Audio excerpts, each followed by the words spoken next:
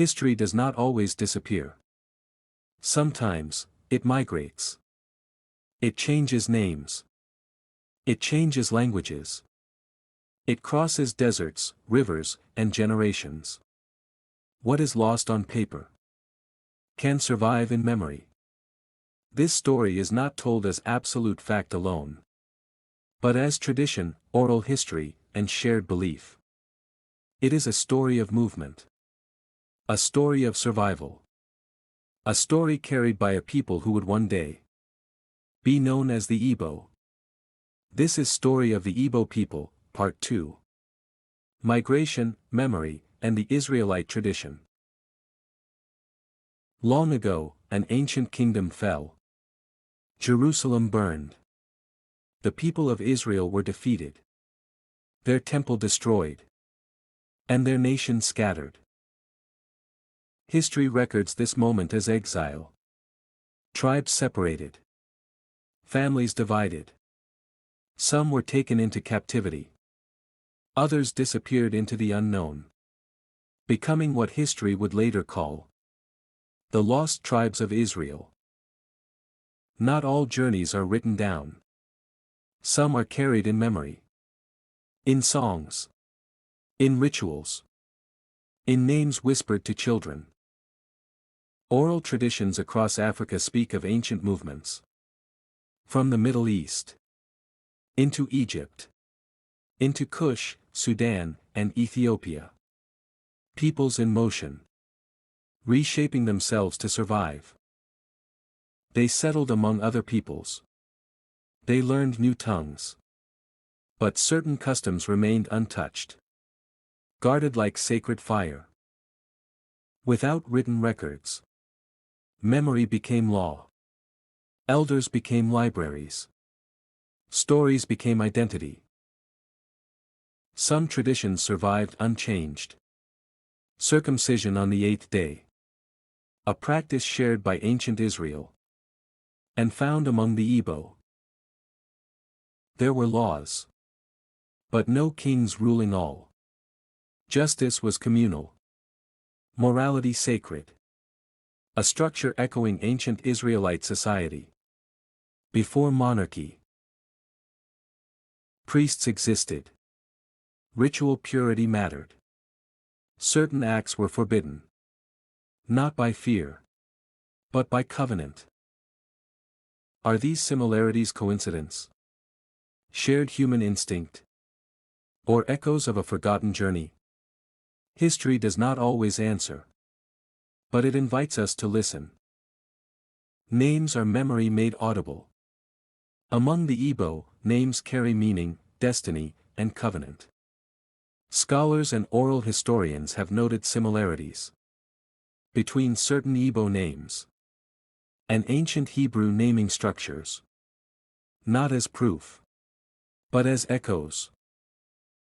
Among the Igbo, circumcision traditionally occurs on the 8th day. A detail that mirrors ancient Israelite law.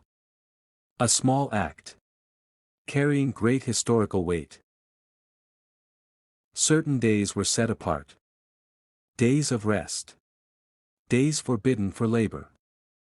The land itself was allowed to breathe. Food laws existed. Clean and unclean distinctions shaped daily life. Not as superstition, but as order. Spiritual authority was separate from political power. Priests guided ritual and morality. Not armies or conquest. Sacred objects were carried. Not worshipped. But protected. Containers of memory. Not idols. Generations passed. The journey continued westward. Toward rivers. Toward forests. Toward unknown lands. Rivers marked transformation.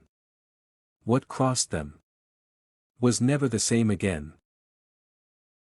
At last, they reached a land of abundance. The Niger region. A place where memory could finally rest. The land reshaped them. Language evolved. Customs adapted. But core beliefs endured. Over time, they became known by a new name. Igbo. Not by forgetting the past, but by surviving it. What was once history became tradition. What was once memory became culture. Scholars debate these connections. Some accept them. Others reject them. History remains a conversation, not a verdict. Identity is more than blood. It is shared values, shared memory, shared land. Are the Igbo descendants of ancient Israel?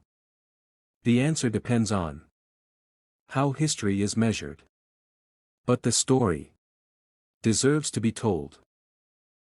When kingdoms fell and empires rose, the people did not vanish. They moved. Guided by prophecy, memory, and survival, families began a long journey, away from the ancient lands of Israel, toward destiny unknown. Across deserts that burned the feet. Across rivers that tested faith. The people carried more than food and tools. They carried identity. Even in exile, the laws remained. Circumcision on the 8th day. Sacred days of rest. Clean and unclean laws. Customs passed quietly, but faithfully. After generations of wandering, the land changed. The desert gave way to forests. The air grew thick with life. Africa opened her arms. Here, they settled.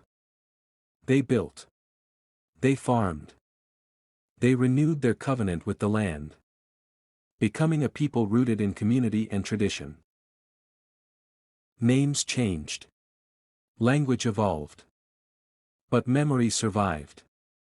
What was once spoken in ancient tongues now echoed in new sounds. Igbo. Unlike kingdoms ruled by kings, Igbo society rose on balance. Councils, elders, justice, and shared voice. Power belonged to the people. Above all stood one supreme creator. Chukwu. The God above the sky. Too great for idols. Too vast to be contained. Centuries later, strangers arrived.